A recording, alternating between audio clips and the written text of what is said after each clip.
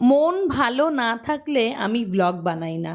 বেশ কিছুদিনের শরীর খারাপ, মন খারাপ আর ব্যস্ততা কাটিয়ে আজকে একটা সুন্দর ঝকঝকে দিন পেয়েছি। বর সকাল সকাল হ্যাপি ভ্যালেন্টাইন্স ডে বলল। তোমাদের সবাইকেও হ্যাপি ভ্যালেন্টাইন্স ডে। শুক্রবার রাতেই যেন একটু ভালোবাসা ভালোবাসা মনে একদম হাঁকুপাকু করছিল, তাই বরের জন্য রুটি আর মাটন কষা বানিয়েছিলাম, আর একটু সন্ধ্যাবেলার জন্য বানিয়েছিলাম chicken steam momo and mushroom sautéed.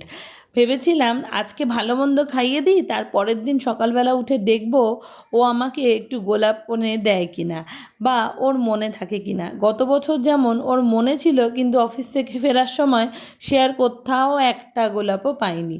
তবে বাড়ি এসে নিরাশ হয়নি, আমি ওকে একটা গোলাপ দিয়েছিলাম, আর এই বছর সেইটা ও পূরণ করলো। আমার ভেবে বা বলে ওঠার আগেই ও সকালটা একদম হ্যাপি হ্যাপি করে শুরু করলো। সবাইকে জানাচ্ছি হ্যাপি ভ্যালেন্টাইন্স ডে।